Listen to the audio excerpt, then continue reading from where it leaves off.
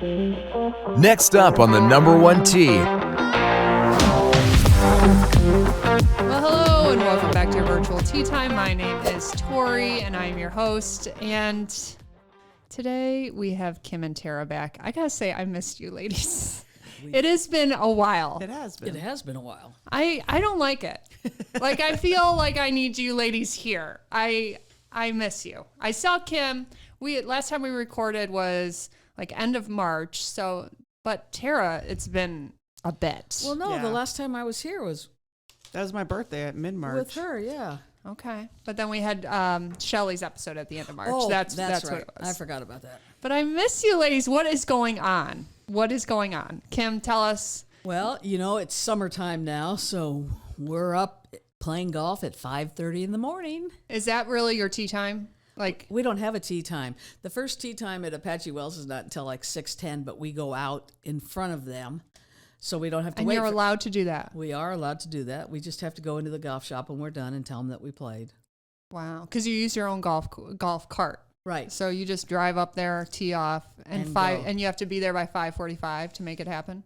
No, we could get there at 6 and go, but we like to make sure we're in front. There's some other people that, once we get more into the summer, that will start going early. And so we have to get there so we can be in front of them all. Otherwise, we have to wait. But sometimes they let us go through because they know how fast we play. Yeah. 2 hours. It's nice that we have more daylight now, but Arizona definitely skipped spring this year. We went from cold right to 90s and 100 I degrees. think it's been amazing lately. Well, it's definitely better than winter. Trust me. I'm not complaining. Hey, but- I don't mind the heat. I mean, I I don't hate either. the cold. Now, Pat's kind of the opposite. She likes the cold, and Yeah. no. Tara, you been playing? Have you been playing? Not really. Has it been all work, no play going on? Well, yeah. Damn it. Well, I had the C word, and then I don't know how. I've never had it, and I was playing member guest, and I had to withdraw, and then all the ladies were like, ah! Like, so you got COVID right in the middle of member guest? Where at? Moon Valley. Oh, that's That annoying. sucks. Yeah. I didn't even know people are getting COVID I still. know. Oh, there's a lot of people. Really? They canceled, like, our little club area where we live does a Easter dinner, and they postponed it because like 40 some people in the park got COVID. Oh my goodness. Yeah. And then, let's see. And then I went out of town 2 weeks in a row for work. So I played last week, practiced a little. The ASU fundraiser, the Wild Safari, Papago Women's shout out. I know. I took a year off from the Wild Safari. I've been playing Wild Safari since the beginning of Wild Safari times, it seems like. And were you there? I was there. I kind of substituted for somebody on Patty and Lindsay's team, and So I played with Tamika on Monday, who carded a minus 42 at Wild Safari, 42 under. yeah, I'm still wondering how that happened, but So I get a text from Tara, and she tells me this information, and my brain literally couldn't do the math. It wasn't, I don't know if it was because it was early or because I had a lot on my mind, but I just couldn't fathom 42 under for a 2-ball best ball out of a foursome. I still happening. can't imagine. I still couldn't do the numbers. I just said it was lots of pops. I don't know. Well, Yeah. even if you have lots of pops, I mean, you're talking 2 or 3 birdies on every hole. Yeah. So I played with Tamika on Monday. I'm giving her shit about it. I'm like, what happened over there? She goes, well, we just knew exactly where the pops lied. And if someone got 2 pops or they had a pop on the hole, we told them they needed to get a birdie. I'm like, oh, okay. I didn't know it was that fucking easy. Okay. I'm going to be playing in some tournaments this year with Kim and Tara, and I'm just going to let you know. Now is the time to birdie. Okay? Time to step up. Yeah, I'm going to be saying that next week. Oh, Tara, shit. step up. I know, right after better Tara go said practice. she hasn't been golfing. I'm going. I was somewhere yesterday too, and I mentioned that I was playing Sterling Grove for 4-ball next, and this guy that was kind of listening in the background, he goes, those greens are lightning fast. Well, plus I'm sure they're hard because Yeah, it's a it's a brand new brand new golf course. course. So none of us here have played it yet? And we're not going to. Yeah, I'm not going to either. We're just going to pull up the GPS on the Gin app so you can just see the hole. Yeah. And if there's something where you have to lay up on or Yeah. I mean, how do you feel about practice rounds, Tara? Because at this point, I feel like I play my best golf when I don't know where the trouble fucking is. Yeah, I seem to always play good in the practice rounds because I'm like, driver. Yeah. Oh, shit. Maybe this isn't a driver hole. Oh, well, it worked out today. Exactly. And then the next time you're like, well, I used my driver last time. Let's use it again in the shit. Yeah. It really just depends on the tournament. You know, I think you can get some good, but it becomes boring to me. I'm like, okay, how many days in a row am I going to play this? Here we go. Okay. Yeah. And I don't know. I'm kind of let's just wing it, but I've played a lot of the courses here in Arizona, so it's like I don't really worry about it. Yeah. And really, we don't have anything to worry about, but I sometimes worry.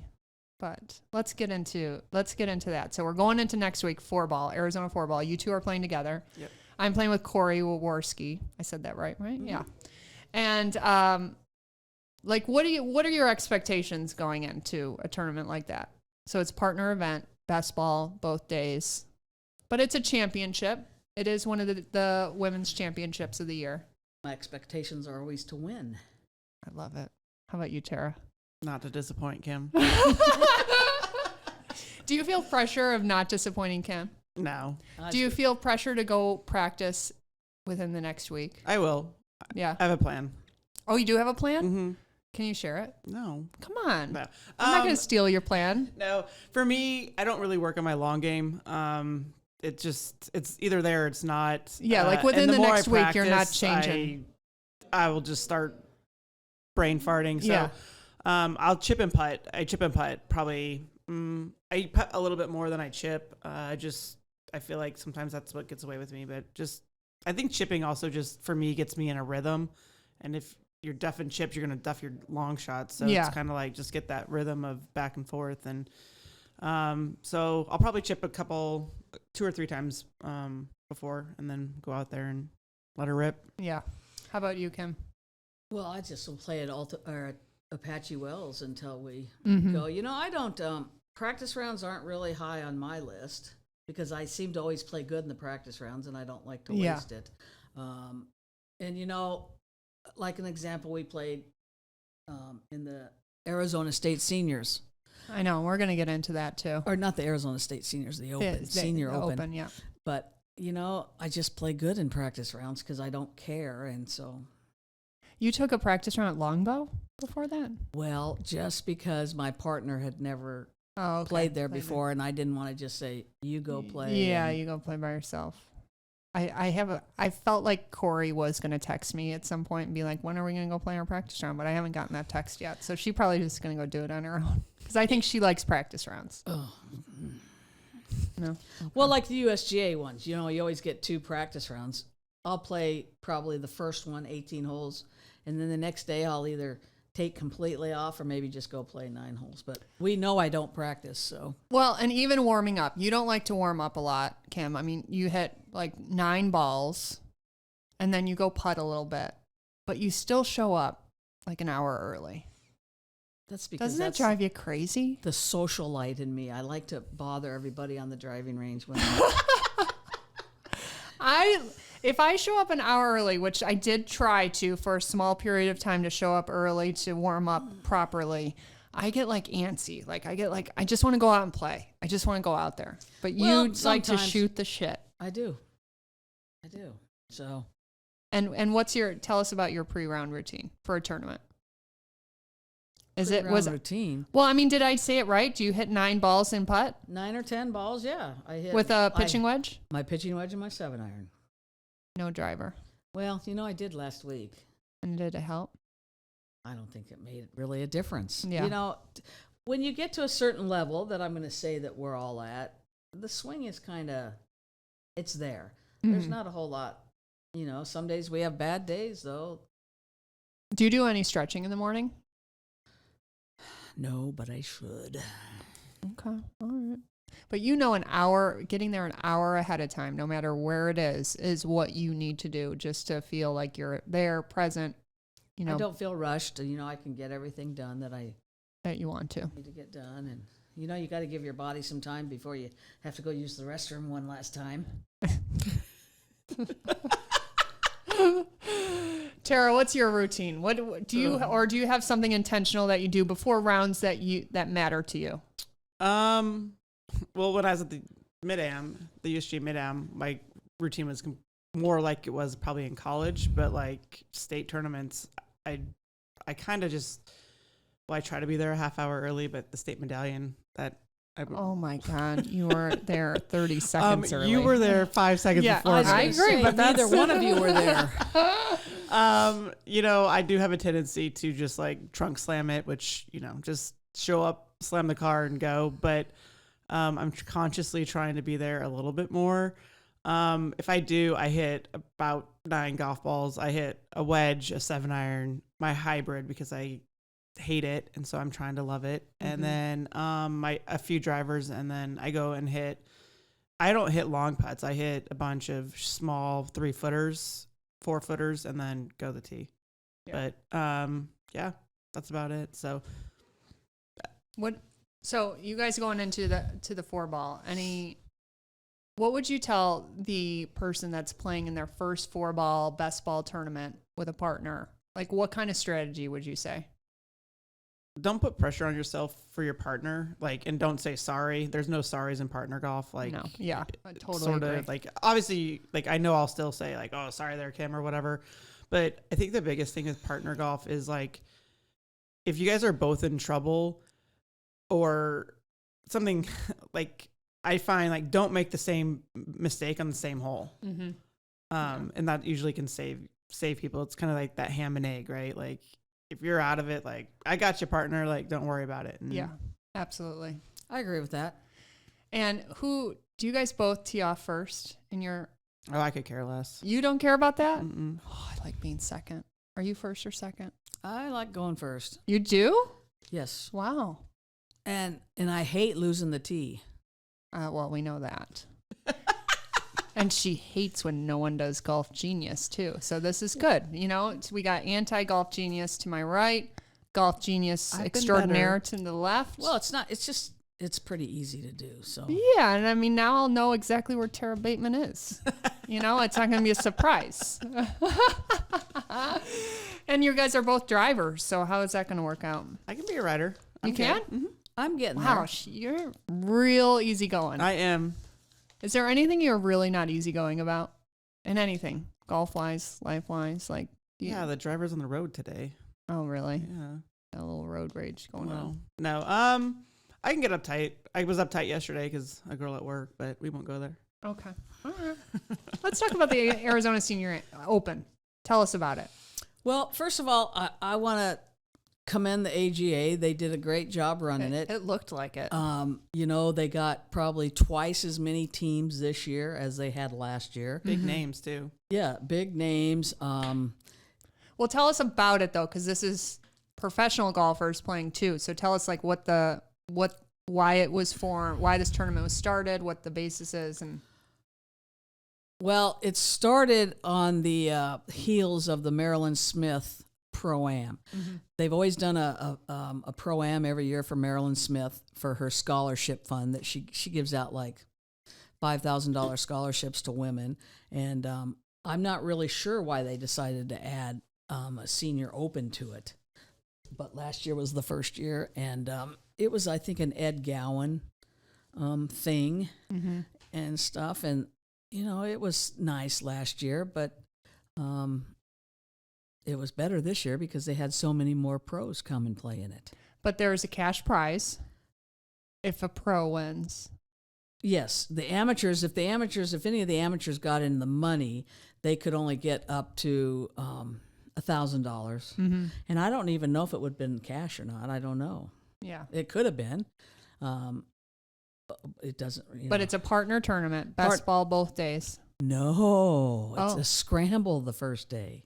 Oh, yeah. And best ball the second day? Best ball the second day. I like that format. So tell us about your partner. Well, I brought in Shelly Stoffler, who is the reigning USGA Senior Women's Amateur Champion. From this year. She won in Alaska. She hasn't been playing a lot of golf because it's been cold in Victoria and stuff. So that was fun. She's from Canada? Yeah, she's from Canada. Oh, I didn't realize. She's still a pro.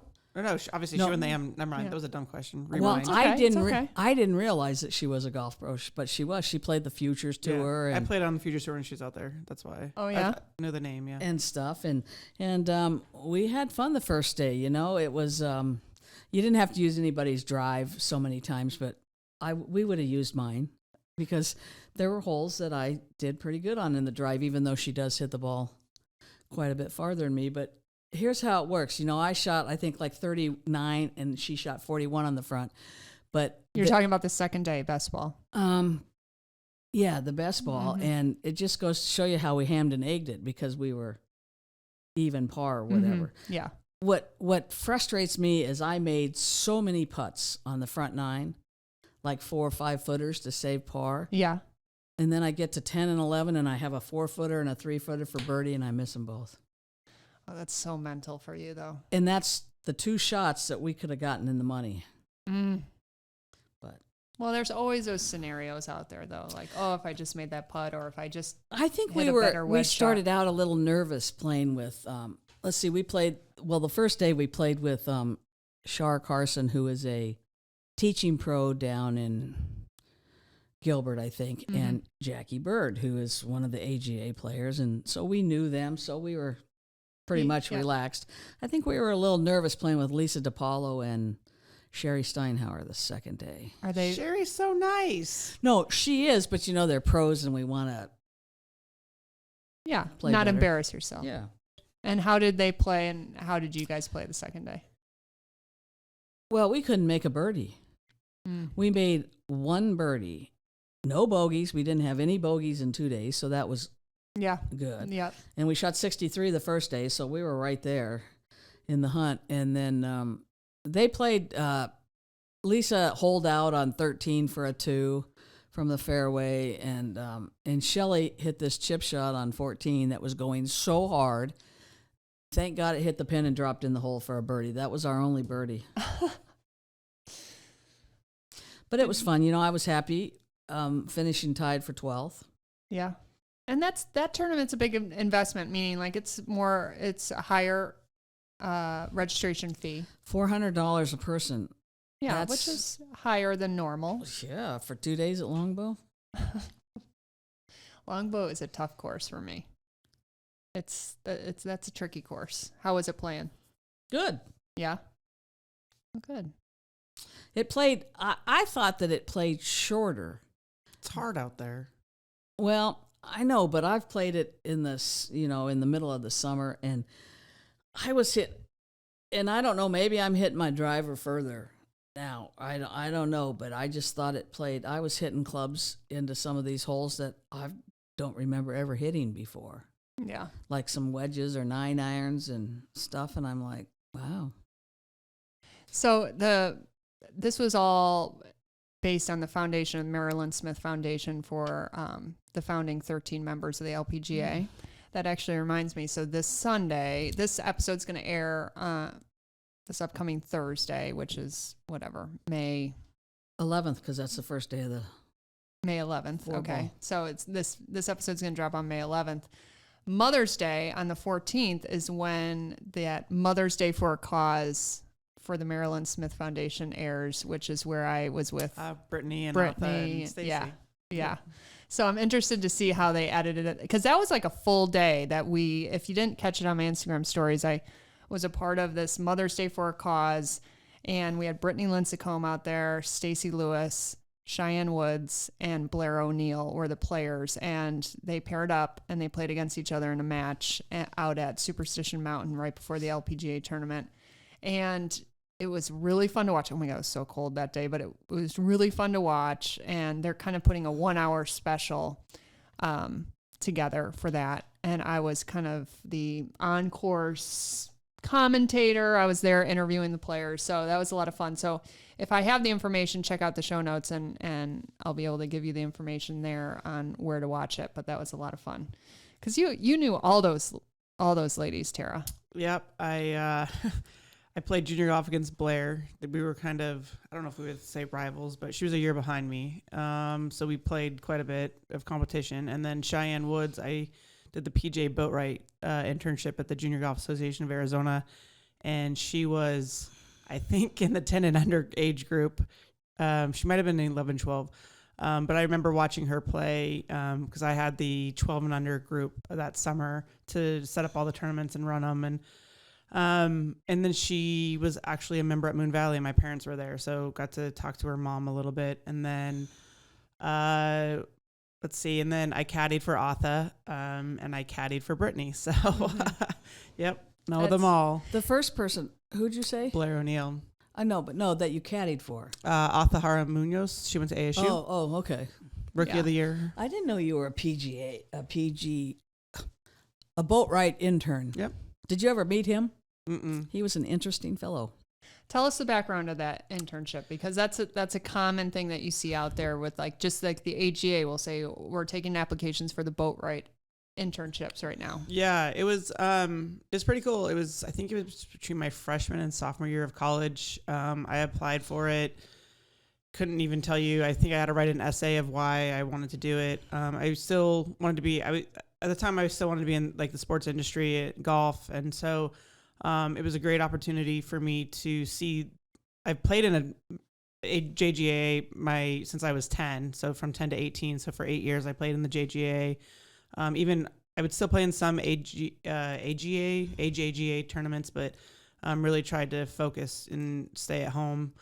And so I knew Tom Cunningham pretty well, and so did my dad through the Thunderbirds and Phoenix Open. My dad did all the printing for them for a while. And so I don't think there was that many, but I did the internship, and it was actually a cool internship because I got paid. So it was a paid internship through the summer. But you earn a lot of respect having to find volunteers, set up the course. I didn't go paint the lines, but I had to be the rules official, right? I had to go get the decisions book and do a little bit of a rules class. And then put all the scores up and announce who won and whatnot, and then deal with the parents, right? So 12 and under at the time, most of the parents volunteered, but you couldn't have your parents within, I think, 2 groups of their own child.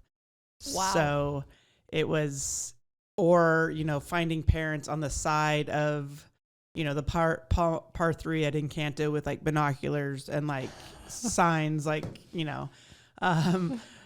it's interesting. Parents haven't changed being a sports parent now, right? I see it all the time, but it was pretty eye opening, and it was a cool opportunity. If anybody's going through college or whatnot and wants that internship, it's a really cool internship to have. So. Did it make you want to get into the golf industry, like work in the golf industry, or did it kind of steer you away from it? I didn't want to be, not steer me away. It was just a lot of work. Yeah. And it was like no shade, no relief. It was just, hands off to Leanne Finger, who does it, all the time, and the USGA officials, and much respect to them because of it. So yeah.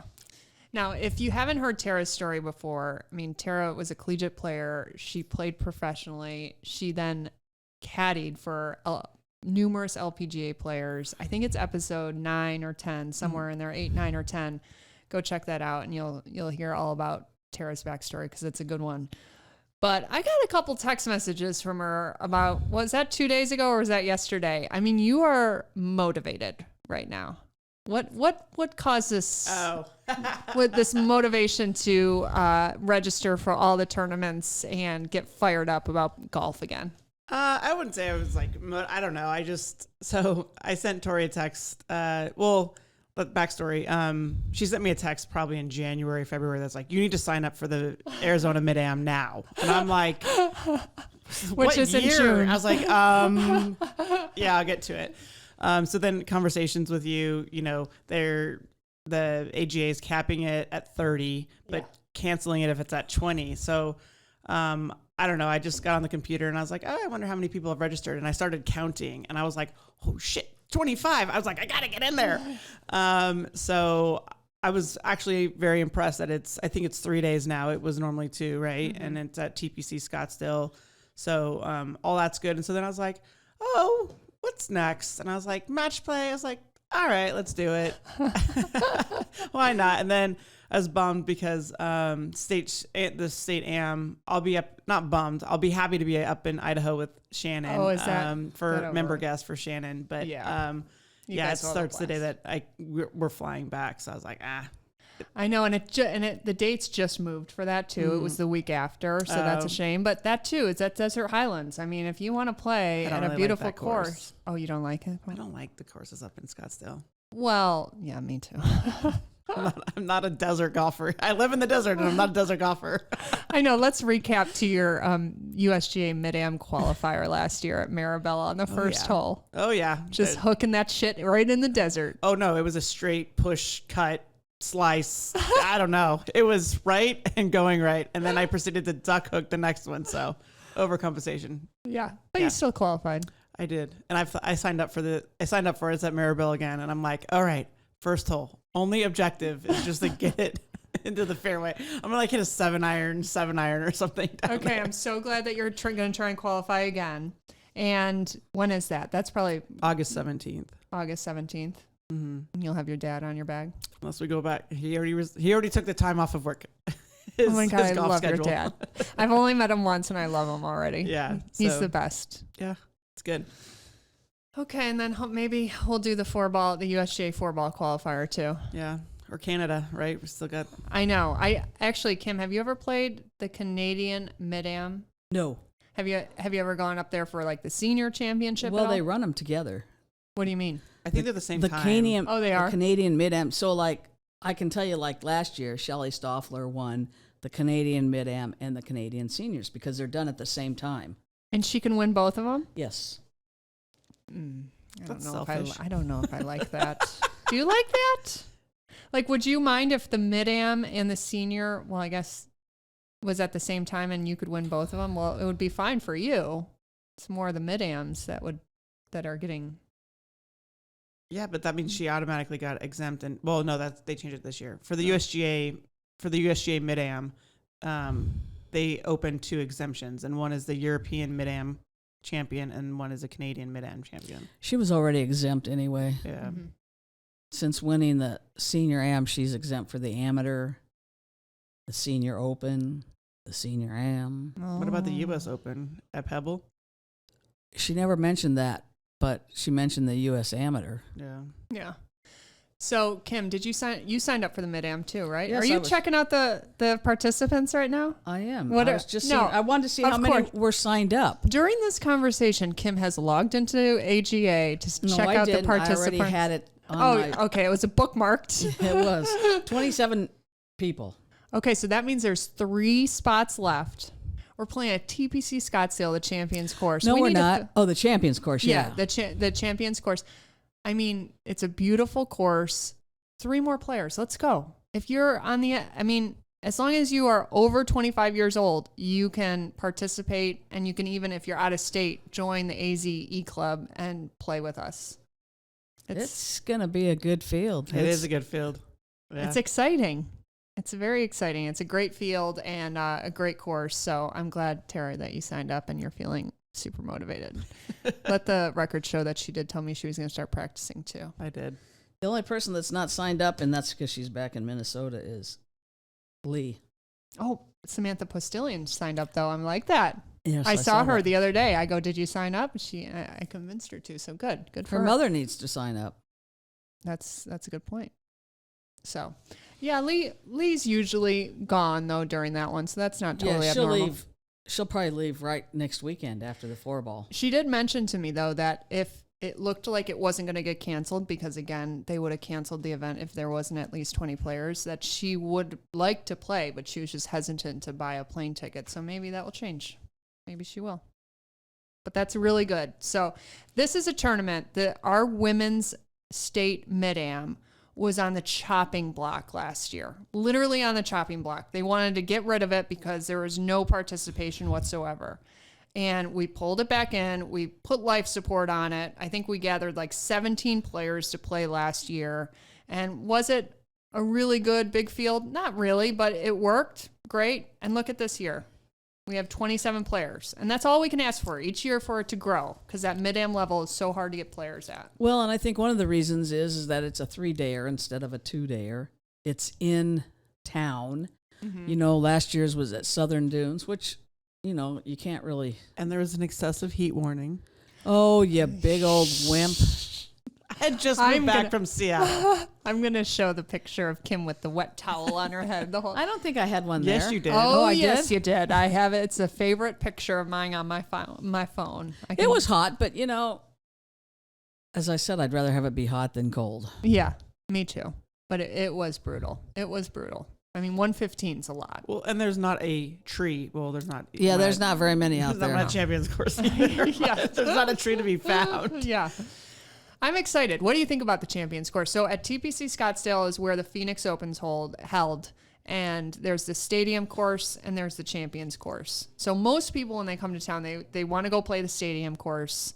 And that's what they usually do. But there's this other beautiful course right across the street that's called the Champions course. I've only played it once, but I liked it. I actually, when I played it, thought I would much rather play here than the stadium course. Yeah. And that's kind of a common theme that you hear from locals. Have you I played agree. it before, Tara? Yeah, I played it. We they had a caddy program during the winter, and so I started doing the caddy program out there, and then I did not want to chase or carry double bags, so I was Can a you quitter. imagine carrying double bags? Well, I could carry double bags. It's the double bags that you get from people that haven't cleaned their golf bag out in 25 years, and they weigh 900 pounds, and they have 45,000 golf balls in it. And I'm like, no, I'm good. Like, Yeah. How many golf balls do you have in your bag at all time, on average? Well, not very many because they're in my golf cart. Okay. So if you have a golf cart, then most likely your bags. Usually when I go to Alabama, I'll probably take a dozen balls, but I'll have maybe 6 in my bag. Yeah. yeah, I have 6 to 9. I don't like my bag when it gets too heavy. I mean, I've taken my rain suit out. I just have to remember to put it back in when I start traveling because Yeah. who knows? Tara, random question. What if someone wants to get is interested in being a caddy? What's like step 1, 2, and 3? Like on the LPGA or just caddy in general? Yeah, like they got to start somewhere. Like they have zero experience. So where do you start? You know, private clubs, you know, like around here, like Whisper Rock and stuff, but you kind of have to interview for that. It was interesting when I went up to play Black Rock last summer with Shannon. There was a kid that was up there, and he caddies up in Idaho in the summer, and then he caddies down here in the winter. And then one of Shannon's favorite caddies, he caddies up in Idaho in the summer and Las Vegas in the winter. So it's kind of, you got to find your summer spot, you got to find your winter spot, but it's a lot of these private clubs. You know, you don't have to know a lot about golf.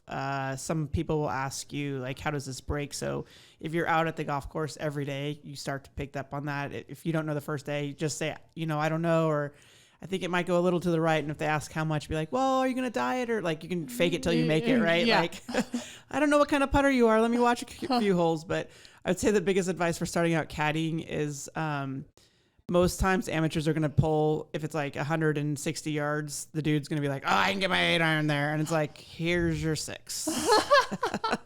Until you hit it over the green, we're going to go like 2 clubs up. No, Yeah. I usually, like, when we caddied in pro-ams, a lot of the guys, I'd be like, I would always tell them 10 yards farther than what I would tell the pro, because I'd be like, you're going to hit it short, and we need it on the green. Yeah. So... But usually a caddy would start as like a 4 caddy. Yeah, 4 caddy usually, you know, like I said, I think the TPC still has a program, and they 4 caddy. You know, really starting to be a bag boy or whatever, going to a golf course and like started cleaning clubs, and then you've not a public course, but maybe like a semi-private or private, and then you'll find people that want to take a caddy and then kind of go out there. So play the course on your off time, and then talk to the pro and be like, hey, is there any caddy opportunities? Because I guarantee some of those members want caddies. There's a guy at Phoenix Country Club that every Saturday and Sunday he goes out with the same dude and he caddies. So yeah. So last time Kim played at Arizona Country Club, it was with Shelly. and myself, and they gave us a caddy without even because Asking. because if you have a certain amount of guests, then you have to take a caddy, whatever. So we had Tony the caddy with us. I like Tony; he's okay. Kim got nervous.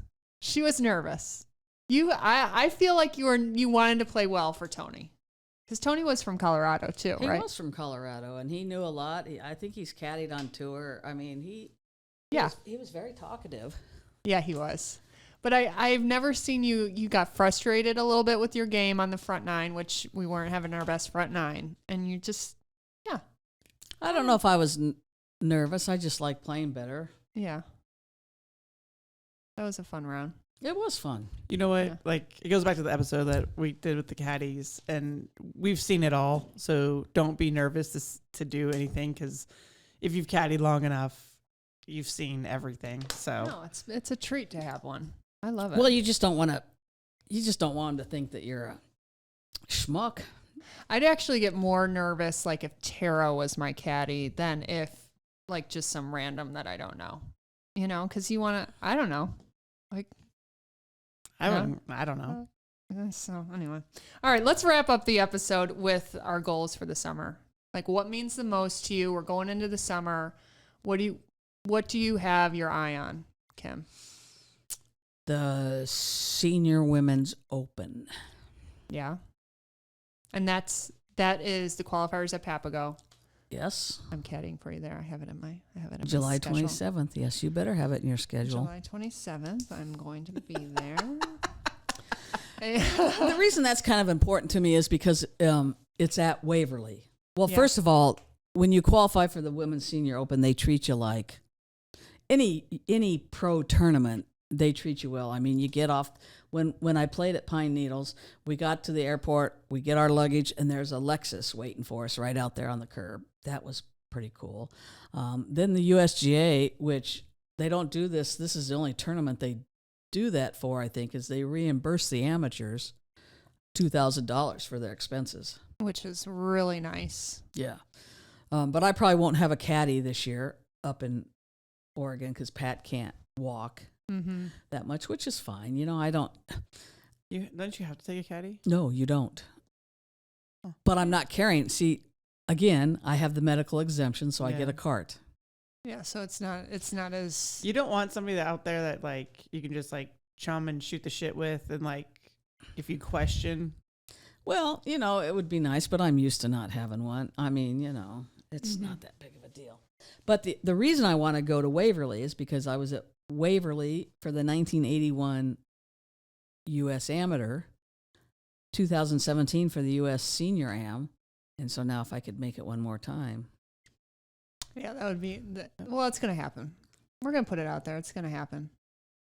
Tara, don't you think a whole new world's going to like open up when we step foot in that senior tour that's going on? Yeah, I think it's going to be bigger and stronger. There each year it's starting to grow, but you also have people on the LPGA that are now in that senior stage that, you know, Pat Hurst, like you said, I saw Wendy Ward is now a senior. Well, this And- tournament in Arizona, for the legends and for here, it's 45. Okay. So, like, we played our practice round with two ladies who were actually tied for first, and they lost in the playoff. They're both from Florida, but one's from Sweden and one's from France. Wait, the AZ Women's Senior Open was 45 and over? Yes. Ooh, I have 2 years. 5 years to go. I feel like we're getting closer. Yeah. didn't So if realize you're getting that. closer to play, that means I'm getting closer to retiring for good. But I was talking about just like the USGA seniors and all Yeah. of that. Like, can you imagine when we turn 50? It's like a whole, like, that's another reason to go practice. I know. I actually talked to Shelly about this at the mid-am. I was like, you have the best of both worlds because you get the seniors and the mid-am. Yeah. Like, and I feel like I'm in that, I called it purgatory because I'm closer to the seniors than I am to the mid-am. Like, I'm closer to 50 than I am to 25. So I'm like, okay. Yeah, but you can compete with the best of the mid-ams out there, so I don't feel bad for you. Well, and you know, now when you turn 50, it's great because it's like starting over again. You're a rookie now on the Yeah. senior tour. Exactly. Whereas now I'm getting to be a has-been I mean, Maybe so they'll to have a speak. super senior or That would be nice if they would do that. But Listen, someone always has to start it. Yep. don't be looking at me. Okay. And I don't want to take on any more commitments. Tara, what about you? What are you looking forward to this summer, golf-wise? What's important to you?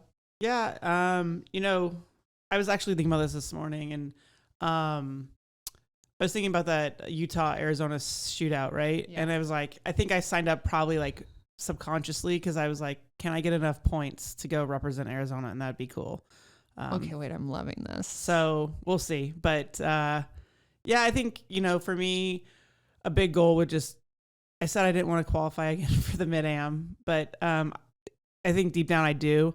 And Brandy and I have talked about it and kind of make a trip because the boys really want to get back east. They want to go to New York and Boston really bad. And so I was like, maybe we could make a kind of a trip of it. It's in Pennsylvania, so it's not that far. No, not at all. It's a great idea. Yeah. So I was like, what if you guys come out towards the end? So then Brandy the boys don't have to be away from both of us for so long. And my dad would go out there and then kind of make a family trip, see if my mom would come out and have a Bateman hit the East Coast kind of thing. Yeah, that's a great idea. That is a great idea. And again, that's one of the tough things with this Mid-Am level is that you have you have the job, you have the family, you have the kids, and where do you find time to go away for a full week where you're paying all the expenses? This is not free or gifted by any means. Yeah. And that's a great idea to make it a family trip and see what happens. Yeah. So I think those are probably kind of the things, just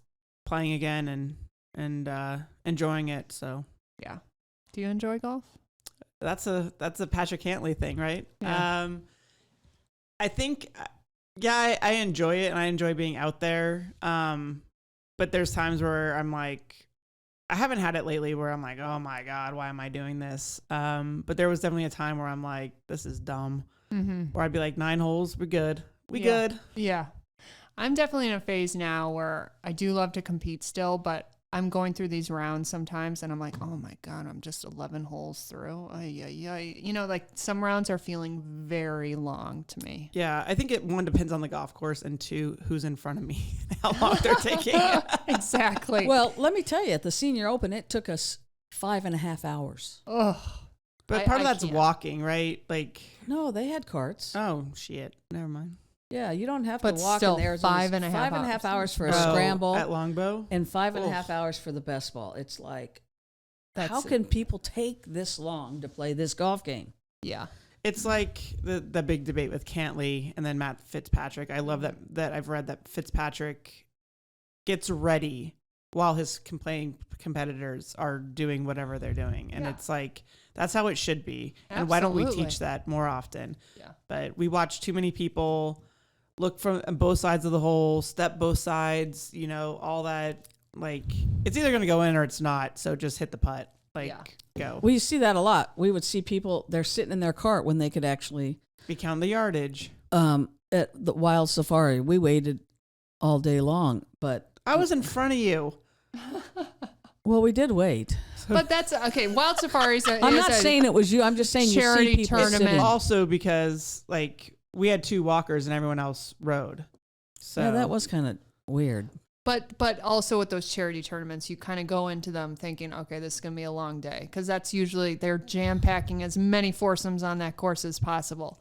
But Now, they for didn't the this AZ year. Senior Open, that's when you want to compete and have a rhythm and not be out there for 5.5 hours. So that's frustrating. I get it. It is frustrating. Some of those Patrick Cantley videos that I saw, I thought were a joke. Like, I thought they were putting it on, repeat. Oh, so did I. I was like, did they put it on Boomerang? Yeah. I was like, what's going on Is this here? real? Yeah. Now, I did try to ask one of the LPGA players, but she knew nothing about it, why Lucy Lee was fined for slow play instead of given a penalty for slow play. Oh, I didn't see this. So what happened? So she Well, I guess she got a fine for slow play instead of instead of a penalized. penalty. Wow. I don't know. I would think that if you were doing pretty well in the tournament, the penalty would be, Absolutely. much And was more- she doing well? I don't know. Yeah. I wasn't following it. I just heard it. Yeah, that's interesting. I haven't watched a lot of the LPGA. Well, a to little be bit. honest with you, I think it's kind of boring to watch them. they don't ever seem to smile anymore or Mm-hmm. Brandy things just like had that. the same comment last week.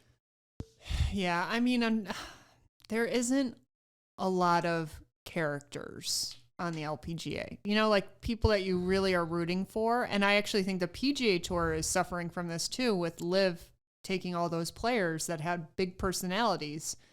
You know, you want to watch golf and want to pull for people and cheer them on. And I don't mind a little personality here and there. I don't mind people getting emotional or passionate about their game. Or just, you know, and you just don't see that as much in the LPGA Tour, in my opinion. You don't. So, but anyway. Well, it's going to be an interesting summer. I am going to show up to all the events I signed up for. I'm going to see how I do. My goal for the summer is to pull out some good. I would love to win an individual event. It's been quite a long time since I've won an individual event. So, Me too. yeah. So that's my goal. But I go back to what Shelly said and how she was like, she's changed her goals. And, you know, it's not just like, yeah, we all want to win. That's why we're showing up. That's why we're competing. Exactly. So how to adjust those goals to better suit me? I haven't gotten there yet, but we'll see what happens. One of the questions that people always ask me is, does it get boring? And it's like, no, it doesn't get boring winning. Oh, they ask you if it gets boring winning? Yes. Definitely doesn't. It's different every time. But I think you could agree you learn more during those losses. Those tough losses. I suppose. Yeah. Like maybe Alaska. Oh, thanks for bringing that up. But that was yeah. That was more a physical thing, I think, to me than. But that's really important, though, don't you think? Yes. Like that lesson needed to be learned. What was the last tough loss that you had that you feel like really pisses you off, Tara? It wasn't I don't know if I want to say a tough loss. The Phoenix Country Club member guest it was difficult to compete because I competed against my normal partner. So it was Lindsay and Aaron against Shannon and I. Oh, yeah. And it was frustrating to me because we were paired with them both days. And the first day, it was there was some hit and giggles. And then the second day, the vibe in the group got really weird. Mm-hmm. And then I thought we were up by one with one hole to go. And we both parred it. But I didn't realize they got popped there. And so the first day, I just saw 4 on their scorecard. So when they had a 4, they really had 4 for 3, which means we were even. And so I was like, I counted everything up, and I was like, Paul, we're even for low gross, and we had to go into a playoff, and it was alternate shot, and then they didn't know where we were in the hole, and so we missed our par putt, and so I just said it's good, and then their celebration was hard to swallow. Yeah. It's hard competing against. But Aaron's friends. a really, really good player, and I know Lindsay really well, and so, and we had been partners for everything up to that, and so it was kind of like, it wasn't hard, and, she sent me a note later, and I was just like, you guys played good, and that was the last we've talked, so. Yeah. Cheers. Oh. But yeah, I think we're just both busy, but yeah, that one was, I think that was not a hard, like, I'm happy that they won, but I think it was weird and awkward for me. It was a different experience. Mm-hmm. I think all of us have had that same experience lately. Oh, yes, we have. It is tough to compete against friends. It's tough to compete against, tournament partners that you've played with a long time, and can be awkward, and it could be, just not comfortable. And that's okay, because it gets easier. Yeah. And you just move on, and you hope that the friendship remains the same through those competitive situations. But I think it's okay to be competitive too. Yeah. We can want to win. Yep. Boom. Thanks, ladies, for being here. you. I missed you both a ton. Seriously, we need to. It's the next time we play golf. Oh, next week. Next week. Hopefully we get paired together. That will be fun. I don't know. It'll be interesting to see what the pairings are. So we might have to, we'll give an update after we play. But yep, 4-ball, Sterling Grove, next Thursday, Friday. I'm looking forward to it. Yep. I'll see you ladies there. Cheers, Tori. I think the next time I'm here, we were It's just all gonna about Kim's schedule. we were just gonna wrap it up, and she brought out her schedule. is the 25th. So that will be after Sterling Grove and the AGA. I love it. All right, see you ladies there. Be sure to check out the show notes for all the details on today's show. If you haven't already, please give a 5-star written review on your favorite podcast platform, or even screenshot this episode and send it to your golf buddies. Thank you so much for listening, and I'll catch you on the first tee in a couple days.